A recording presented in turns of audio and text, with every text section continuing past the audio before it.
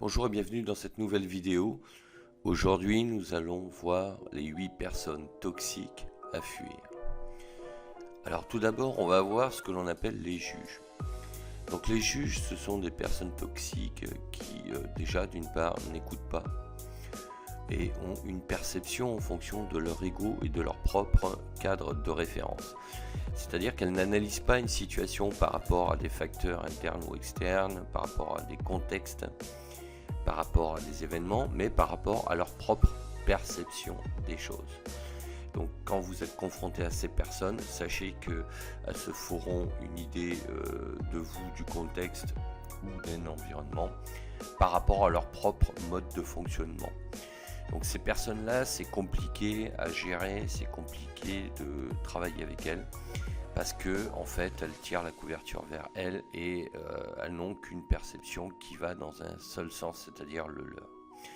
Ensuite, les deuxièmes personnes à éviter, ce sont les jaloux. Alors les jaloux, ce sont des personnes qui en fait souhaiteraient avoir ce que vous avez ou ce que vous faites, mais qui en même temps interfèrent dans tout ce que vous faites et essaient de vous faire échouer. Ce sont des gens qui ne supportent pas que les autres réussissent ou se réalisent. Alors pourquoi? Parce que c'est dû tout simplement à un mal-être intérieur. Les jaloux en général n'ont que très peu d'estime d'eux, que très peu confiance en eux. En réalité, ils peuvent avoir comme ça en apparence une certaine assurance, mais ça correspond plus à de l'ego que de la véritable confiance en soi. Voilà, et ce sont des gens qui vont interférer en permanence dans ce que font les autres quand ils ont envie d'être comme les autres ou d'avoir ce que les autres ont. Ça ne veut pas dire pour autant qu'ils passeront à l'action eux aussi pour se réaliser ou pour essayer d'obtenir les mêmes choses. En fait, ils sont souvent observateurs et ne font que désirer ce que les autres font ou ont. Voilà, donc les jaloux aussi à éviter, ce sont des personnes extrêmement toxiques. Ensuite, on va avoir ce que l'on appelle le contrôleur. Alors le contrôleur, lui, c'est un peu aussi ce que l'on appelle la mouche du coche. C'est-à-dire que c'est quelqu'un qui est un observateur. Voilà, il se mêle de tout et il a tendance à rabaisser les autres. Et il s'investit pleinement dans le rôle de celui qui sait tout et qui voilà, contrôle ce que font les autres sans pour autant lui avoir démontré qu'il était capable d'eux. C'est quelqu'un voilà, qui s'auto-proclame contrôleur et qui sait ce qu'il faut faire, comment il faut le faire, etc. etc. C'est un donneur de leçons. Alors en général, c'est quelqu'un qui a peu ou pas d'intelligence émotionnelle. Donc c'est quelqu'un qui n'est pas du tout dans ce type de démarche et mode de fonctionnement. C'est quelqu'un qui voit toujours le verre à moitié vide au lieu de voir le verre à moitié plein. Voilà, c'est quelqu'un qui est toujours dans la critique et qui va toujours chercher à vous rabaisser en essayant de trouver l'erreur que vous avez commise. Alors, vous allez me dire, oui, mais c'est un peu le rôle des coachs. Pas du tout. Les coachs, ce sont des gens qui essaient de vous élever et même s'ils perçoivent une erreur, ils ne la pointeront pas forcément du doigt, mais essaieront de vous la faire formaliser pour que vous puissiez à votre tour vous améliorer et progresser. Donc la démarche n'est pas du tout la même. Donc là aussi, le contrôleur, quelqu'un à éviter de très toxique. Ensuite, on va voir ce que l'on appelle les arrogants. Alors les arrogants, alors eux, ils ont un ego surdimensionné et n'existent qu'en écrasant les autres pour se rassurer, justement parce qu'ils ne manquent pas ils manquent de confiance en eux et se réalisent que en essayant de rabaisser les autres et en critiquant ce qu'ils font. Alors c'est une manière aussi de détourner l'attention sur leur manque de compétences et leur manque de capacité à faire ou à s'adapter. Donc les arrogants, ce sont souvent des gens qui justement attirent l'attention sur les autres pour qu'on ne voit pas ce qu'ils ne font pas justement.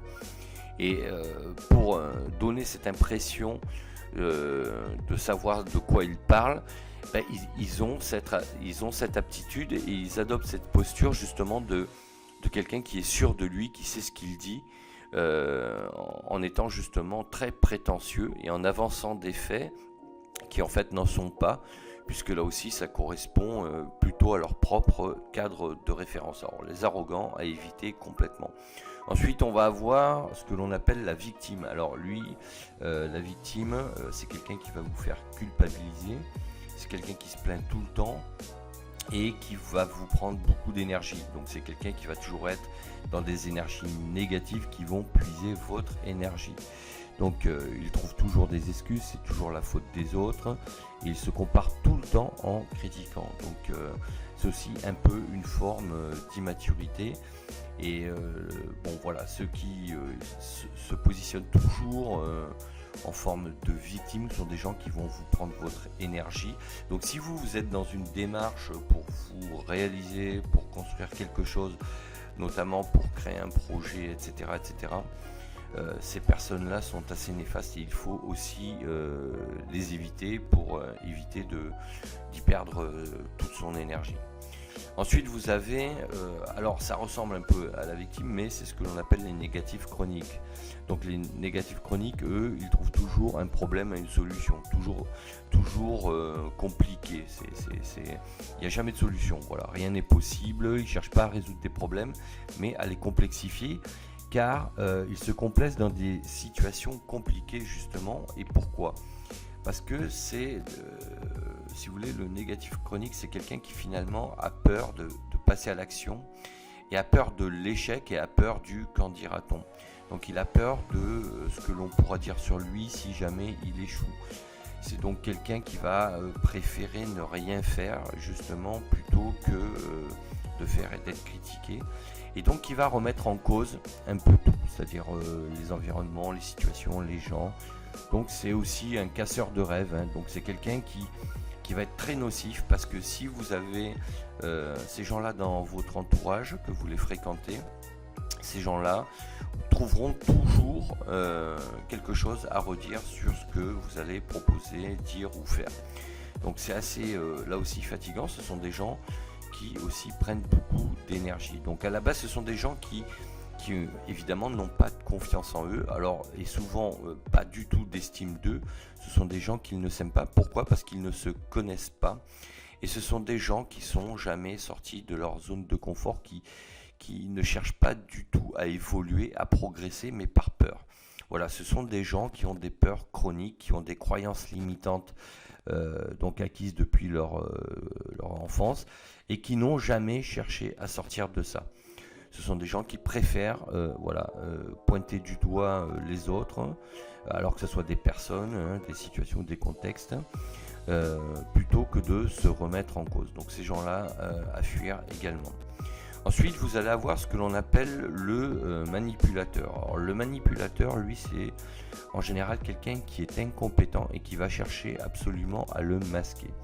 C'est pour cette raison qu'il va utiliser la manipulation, mais dans le mauvais sens, c'est-à-dire pour cacher le fait que, en réalité, il n'est pas compétent pour travailler dans tel ou tel domaine. Et là aussi, lui, c'est quelqu'un qui va vous manipuler, qui va prêcher le faux pour savoir le vrai, pour tirer un maximum d'informations, pour ensuite se les attribuer et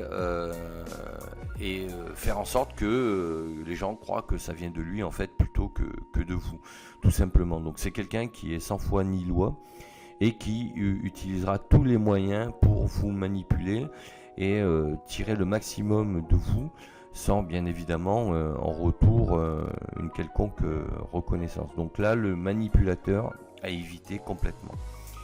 Ensuite, on va avoir ce que l'on appelle les bigots, c'est-à-dire les commères. Alors eux, les commères, ce sont des gens, comme dit Idriss Aberkan, hein, les petites gens parlent des gens, les gens moyens parlent des projets, et les grandes personnes, enfin les grands personnages parlent des idées.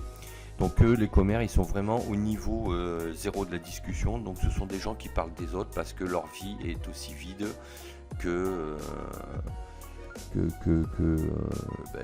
n'importe quelle situation dans laquelle ils n'arrivent pas à s'exprimer, en fait. Ils n'arrivent pas à construire quelque chose. C'est des gens qui, là aussi, ont peur de prendre des risques, ont peur de faire des choses, et leur vie est complètement vide, en fait. C'est des gens donc qui passent leur temps à regarder ce que font les autres, Donc un peu comme les contrôleurs, sauf que eux, leur passe-temps favori, c'est donc colporter là aussi des informations qui sont souvent fausses, transformées et exagérées sur les autres, parce que comme elles ne réalisent rien, elles ne se réalisent pas, elles ne s'accomplissent pas, elles n'ont pas de passion, elles ne pratiquent aucune activité, elles passent leur temps donc à cracher du venin sur les autres pour exister. Donc là aussi, les commères sont des personnes toxiques qu'il faut absolument éviter. Donc voilà pour les 8 profils toxiques à éviter. Parce que j'ai reçu plusieurs mails qui me posaient la question. Et c'est vrai que j'avais pas spécialement traité le sujet. Alors pour tout vous dire, parce que c'est pas un sujet qui me passionne particulièrement, parce qu'il y a longtemps que je l'applique, mais bon, voilà, pour ceux que ça peut intéresser, voilà, en général, moi j'ai identifié ces 8 profils-là, c'est-à-dire les juges, les jaloux, le contrôleur, l'arrogant, celui qui est toujours, qui se fait passer pour la victime, ce que j'appelle les négatifs chroniques, le manipulateur et les commères. Donc voilà ces profils à éviter. Donc pour les identifier, c'est pas compliqué, vous les laissez parler. Mais bon, il faut avoir conscience que ces gens-là font partie certainement de votre entourage et qu'il est utile de les évacuer le plus rapidement possible si vous voulez vous garder toute votre énergie positive pour avancer dans vos projets personnels, ou tout simplement ne pas vous faire polluer par ces gens-là. Voilà ce que je voulais vous dire. Donc si cette vidéo vous a plu, n'hésitez pas à vous abonner à la chaîne, à mettre un pouce bleu vers le haut et à me dire en commentaire si vous avez déjà été confronté à l'un de ces profils et à me dire comment vous avez pu éventuellement résoudre le problème. Voilà, il ne me reste plus qu'à vous dire à bientôt pour d'autres vidéos et d'ici là, portez-vous bien. Ciao, ciao.